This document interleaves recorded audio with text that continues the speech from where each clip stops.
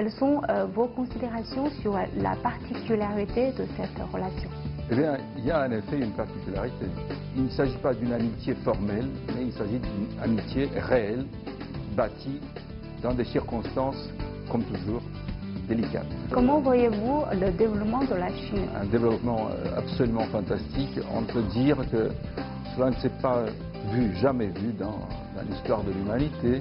Et vous avez dit que la Chine est probablement la seule grande puissance à appliquer une politique d'ouverture dans ses efforts diplomatiques. J'utilise la manière dont le président Xi Jinping nous a expliqué à nous. Il a dit notre philosophie est simple. Chaque peuple, chaque nation a une voix et cette voix doit être écoutée. Essayer de punir la Chine est une logique politique malheureuse. Pouvez-vous nous expliquer ça? Ça, c'est déjà, du point de vue diplomatique, à mon avis, très malheureux, illogique.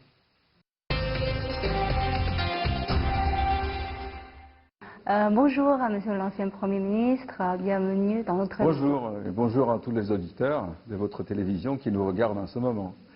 Un bonjour chaleureux et amical. Alors, on sait que la Roumanie est le 3e pays à reconnaître la République populaire de Chine.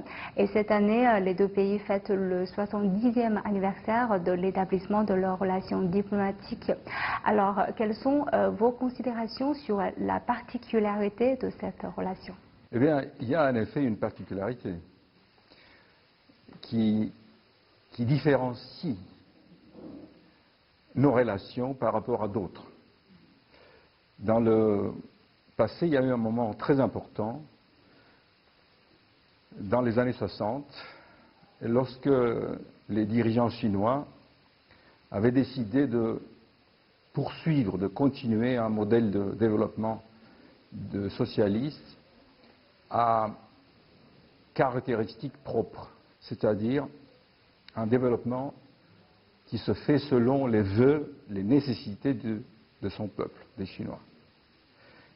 Et à l'époque, les dirigeants soviétiques n'étaient pas du tout d'accord.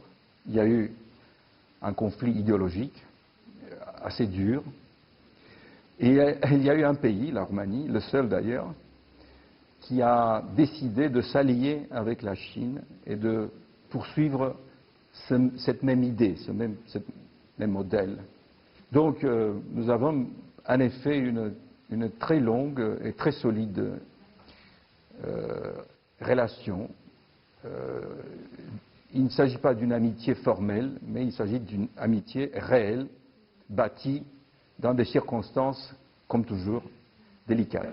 En fait, vous avez toujours prêté une attention particulière, comme vous avez évoqué, au développement. Oui, il faut dire que moi, personnellement, j'avais compris bien mieux que d'autres, parce que en 1968, en août, lorsque, je vous dis, il y avait ce moment de grande tension, juste avant que le parc de Varsovie envahisse Prague, mon père était là. Mon père avait été un homme politique en Roumanie, surtout un homme qui avait une formidable, une excellente réputation, puisqu'il avait été volontaire dans les brigades internationales dans la guerre civile en Espagne, 36-39. Il avait été le commandant de l'artillerie des brigades internationales. Et donc, lui, il était à Prague. Et un de ses amis, qui était l'artisan du printemps de Prague, František Kriegel, lui a dit: vous avez une chance, utilisez votre relation avec la Chine. Il lui a donné ce conseil. Et celui qui était à l'époque le dirigeant de la Roumanie, Ceausescu, il a bien suivi ce conseil. Donc, vous voyez un peu, ma liaison personnelle était à travers mon père, et j'avais très bien compris quel était l'enjeu politique, l'enjeu pour le destin de notre pays. Je peux parfaitement comprendre, parce que jusqu'aujourd'hui, vous allez régulièrement en Chine. Cette année, on sait que c'est aussi le 70e anniversaire de l'établissement de la République populaire de Chine. Donc, comment voyez-vous le développement de la Chine? Eh bien, d'une part, il est bien évident, et il n'y a pas que moi qui le dis, je suis le énième qui est capable aisément de constater le développement miraculeux de la Chine depuis 40 ans. Ça n'a jamais existé dans l'histoire. En 40 ans, un développement absolument fantastique, on peut dire que cela ne s'est pas vu, jamais vu dans l'histoire de l'humanité. Donc ça, c'est quelque chose que tout le monde reconnaît et voit. Mais je crois, et je le dis très ouvertement, que la Roumanie ne réussit pas à profiter, à avoir un avantage tel qu'elle pourrait l'avoir dans la relation avec la Chine. La Roumanie pourrait coopérer, pourrait mettre en œuvre des projets importants avec la Chine, et pour l'instant, cela ne s'est pas encore fait comme je pense que ceci est possible. Parce que la Roumanie peut... Aujourd'hui, la Roumanie et la Chine ont signé l'initiative Sendero. Ça, c'est très bien, mais pour l'instant, cette initiative n'a pas encore, au sein de cette initiative, il n'y a pas eu encore des projets démarrés. Or, il y a plusieurs projets qui pourraient être développés en coopération avec la Chine, et d'autres pays l'ont fait. Donc, je souhaite que cela se fasse aussi en Roumanie, bientôt. Et j'ai remarqué que il y avait une fois, vous avez parlé de la politique diplomatique de la Chine, et vous avez dit que la Chine est probablement la seule grande puissance à appliquer une politique d'ouverture dans ses efforts diplomatiques, oui, en vue d'une plus large et meilleure collaboration entre les pays du monde. En fait, oui, pouvez-vous nous expliquer davantage votre... Écoutez, pour vous expliquer cela, il vaut mieux que j'utilise la manière dont le président Xi Jinping nous a expliqué à nous. Il a dit, notre philosophie est simple. Chaque peuple, chaque nation a une voix, et cette voix doit être écoutée. C'est déjà toute une philosophie. Et puis il nous a donné, il nous a présenté, il nous a raconté une histoire chinoise typique, qui est la suivante. Deux amis sont à la pêche, ils se trouvent dans une barque sur un lac, l'endroit est très beau, c'est au coucher de soleil, tout est magnifique. Alors l'un des amis dit à l'autre, combien ils sont heureux les poissons dans ce lac. Et l'autre lui répond, comment sais-tu cela? Tu n'es pas un poisson. Donc, cette philosophie simple, cette sagesse dit beaucoup, dit beaucoup. Chaque peuple, chaque nation, chaque État a ses droits à lui dans le monde, et il faut les reconnaître. Donc, cette ouverture vers cette reconnaissance, cette ouverture vers la coopération avec tout le monde, cette ouverture avec l'idée, je pense, sincère de dire, dans une coopération, il y a toujours deux gagnants, pas un seul, mais deux. Ça, c'est une philosophie qui est très utile, très humaniste, pour l'ensemble de l'humanité, pour notre terre. Et c'est pour ça que j'ai parlé de l'ouverture diplomatique de la Chine. En fait, vous avez beaucoup milité aussi pour le multilatéralisme, pour un profit pour tous. Tout à fait. Le multilatéralisme, c'est une bonne chose. Dans le tissu multilatéral, des ensembles des relations multilatérales, il y a des opportunités qui n'existent pas dans les relations bilatérales. Donc, une chose très importante, c'est que le multilatéralisme ouvre la voie vers des opportunités qui autrement n'existent pas. Par exemple, le mécanisme 16+1, comment voyez-vous la coopération au sein de ce mécanisme? Mais aujourd'hui, je pense que le multilatéralisme est obligatoire.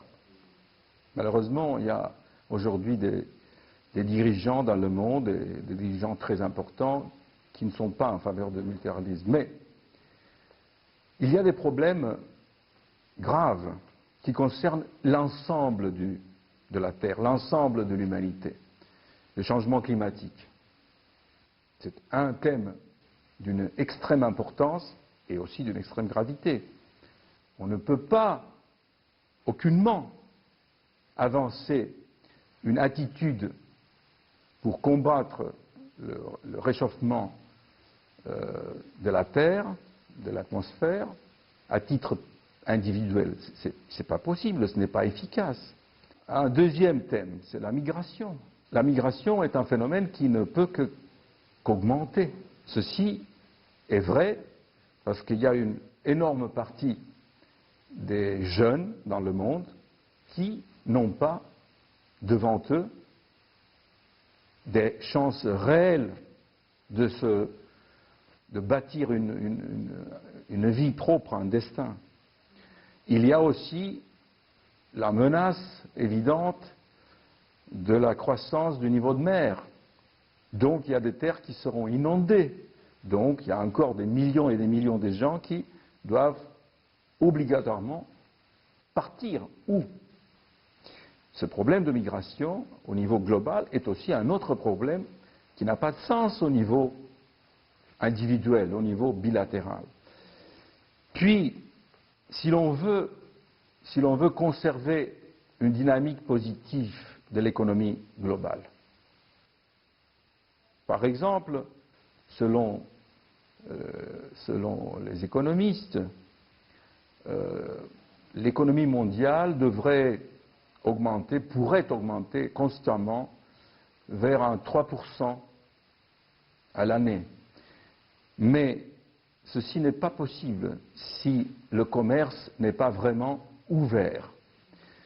Bon, je comprends bien que les mécanismes qui aujourd'hui sont gérés par l'Organisation mondiale du commerce sont peut-être un peu dépassés par la réalité. Mais abandonner ce traité, abandonner ces mécanismes, ça n'a pas de sens. Ce qu'il faut faire, c'est éventuellement se mettre tous à table et repenser la base de réglementation de l'OMC, de l'Organisation mondiale du commerce, et aller de l'avant. Et en fait, comment voyez-vous le rôle de la relation entre la Chine et la Roumanie dans le cadre du mécanisme de 16+1, c'est-à-dire le grand cadre de la coopération entre la Chine et les pays de l'Europe Ce cadre permet à chacun de des pays signataires permet d'avancer certains projets d'intérêt national. Pour la Roumanie, je pense qu'il y a des projets dont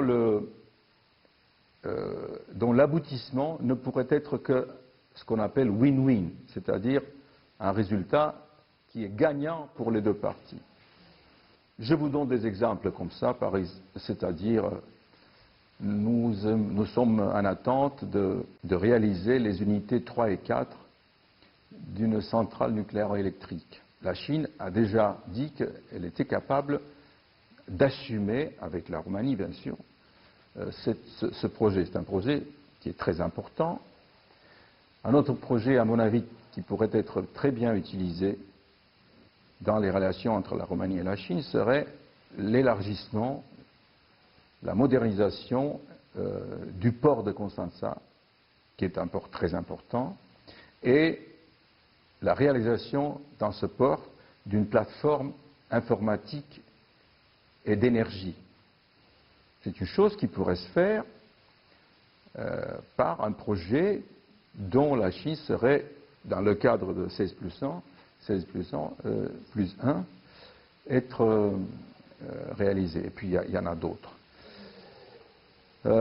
L'idée est ça, c'est de réaliser des projets, de faire cela sur la base d'un intérêt mutuel, des conditions des contractuelles qui sont équitables et qui ne supposent pas aucune interférence, par exemple, de la Chine dans les affaires intérieures de la Roumanie. Cela peut se faire sans conteste. Voilà par exemple, n'est-ce pas, ce cadre de la route du soie, n'est-ce pas? Parce que c'est ça, Belt and Road, c'est en réalité en Chine la route du soie, n'est-ce pas? Voilà. Alors, en fait, vous avez évoqué tout à l'heure la coopération au niveau international. Justement, vous avez écrit un article sur la relation entre la Chine et les États-Unis à l'heure actuelle. Et vous avez surtout insisté sur le fait que essayer de punir la Chine est une logique politique malheureuse. Pouvez-vous nous expliquer davantage? Aujourd'hui, si l'on commence par dire que la Chine est un ennemi, eh bien, cela déjà ne fait que négativiser l'ensemble des relations mondiales, globales. La Chine aujourd'hui est la deuxième puissance économique, et puis c'est une énorme économie pour l'ensemble du monde, au niveau global, n'est-ce pas? Ça, c'est déjà, du point de vue diplomatique, à mon avis, très malheureux, illogique. La Chine est un pays qui le dit et le montre, le précise, tous ces documents officiels, toutes ces déclarations disent nous sommes un pays en voie de développement. Nous avons encore, tous nos efforts sont encore et encore dirigés vers le bien-être, la prospérité de nos citoyens. Il y a beaucoup de citoyens chinois encore qui ont besoin d'augmenter leur niveau de vie. C'est vrai que la Chine a eu un résultat phénoménal qui a été de sortir de la pauvreté en 40 ans presque 700 millions de citoyens. C'est énorme. Mais néanmoins, il reste encore des gens qui veulent maintenant augmenter un petit peu leur niveau de vie. Et les efforts de la Chine sont concentrés, focalisés, dirigés dans ce sens-là. Un pays qui veut ça, dont le but principal est ça, ne peut pas en même temps vouloir être agressif ailleurs. Ça n'a pas de sens. Par contre, bon, il y a peut-être des ajustements à faire, très bien, mais ces ajustements doivent être réalisés sur la base d'une négociation, mais d'une vraie négociation. Mais pensez-vous que cela est une opposition de logique de jeu à somme zéro et au principe que vous avez évoqué tout à l'heure, le gagnant-gagnant Non, lorsqu'on revient à un jeu de suprématie, le jeu win-win est mort, n'est plus possible. Or, aujourd'hui, il y en a beaucoup surtout aux États-Unis, il y en a beaucoup de gens qui craignent que dans les cercles politiques dirigeants des États-Unis, certains, il y a cette logique de dire on va pousser la Chine à faire je ne sais pas quoi. Ça n'a pas de sens. La Chine ne fait et ne fera que ce qu'elle désire et veut faire. Personne ne peut obliger la Chine, rien ne peut obliger la Chine à faire ce qu'elle ne veut pas. Ça, c'est impossible. Puis la Chine a la capacité. Bon, dans cette soi-disant, beaucoup en parlent d'une guerre froide contre la Chine. La nouvelle guerre froide. Nouvelle, bien sûr. Bon, or aujourd'hui, il y a une donnée fondamentale. 85%, je dis bien 85% de ce que produit la Chine est consommé en Chine. Qu'est-ce que cela veut dire? Que la Chine est beaucoup moins dépendante de l'extérieur qu'on ne le pense. Pensez-vous que les mesures prises par les États-Unis contre une entreprise comme Huawei sans des preuves tangibles fait partie de ce genre de punition? Écoutez, bien sûr que cela fait partie de cette guerre commerciale, sans doute. Huawei est une compagnie énorme. Bon. Et il y a eu des rumeurs comme quoi cette super nouvelle technologie, le 5G, Huawei pourrait être capable d'une interférence, de s'immiscer en quelque sorte dans l'évolution politique, de sécurité d'un pays ou l'autre. Qu'est-ce que Huawei a décidé? Et moi, j'ai suivi cela avec beaucoup d'attention. Des pays, j'ai vu des pays comme l'Espagne, l'Italie, la France, peut-être même l'Allemagne, l'Hongrie, je vous donne quelques exemples, la République tchèque. Alors, Huawei a dit qu'elle est capable d'offrir des garanties solides qui prouvent qu'elle ne peut pas interférer dans les affaires politiques de ces États. Dans la mesure, et je crois que ces pays-là ont accepté ce genre de garanties, dans la mesure où ces garanties sont correctes, eh bien, le reste, c'est gagne celui qui est le meilleur. Si le meilleur c'est Huawei, très bien. Et il fallait, je crois que ça a été une bonne idée, donner ce genre de garantie contre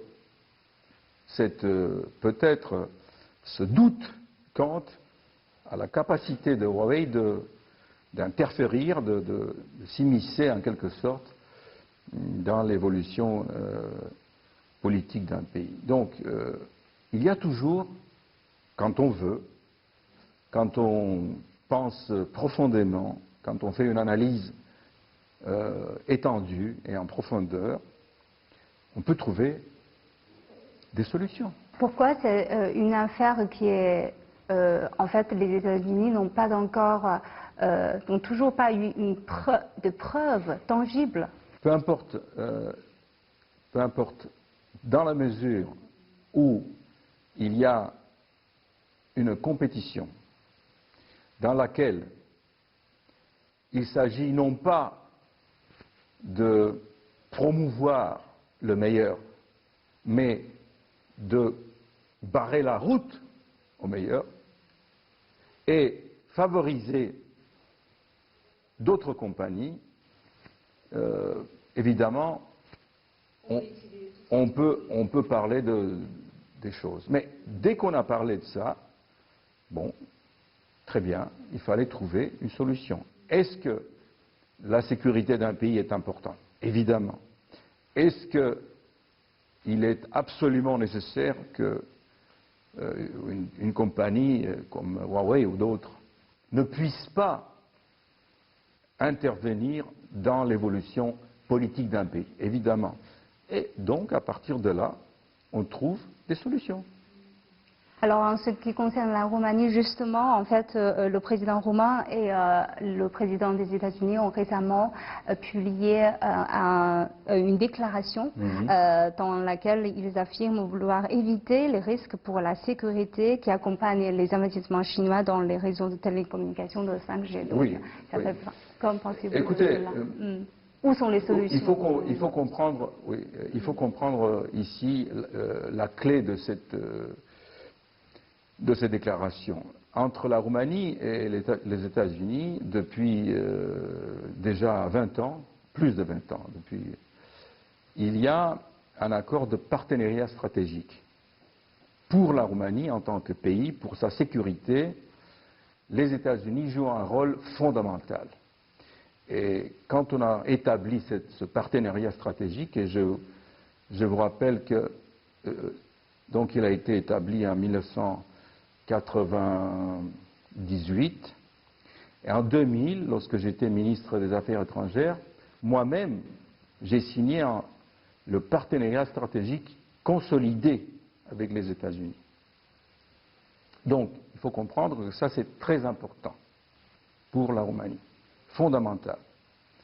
Bon, le président Trump considère, pour l'instant, mais sa position change. tantôt il disait que Huawei est une menace, tantôt il disait ben, on va voir. On va voir. Et peut-être qu'en fin de compte, lors d'une prochaine rencontre du président Trump avec le président Xi Jinping, ils peuvent arriver à un accord. Peut-être. Enfin, espérons-le. Donc, quand un représentant de la Roumanie, sur la base de ce partenariat stratégique, fait une déclaration avec les États-Unis, cela est compréhensible. Mais, je reviens à ce que je vous disais. Ce n'est pas que la France ou l'Espagne ou l'Italie ou même l'Allemagne ne sont pas des amis des États-Unis. Bien évidemment. Bien évidemment. Seulement, pour la marche normale, profitable dans ce domaine-là, il faut étudier les possibilités qui garantissent justement ce que cet accord dit, c'est-à-dire qu'il n'y ait pas des risques de sécurité. Cela peut se faire. Cela, pour empêcher, pour éliminer les risques de sécurité, il y a des solutions. Donc, il ne faut pas entrer dans une logique de confrontation, mais une logique de confrontation. Résolution de problèmes. Quand est-ce qu'une logique de confrontation a été profitable?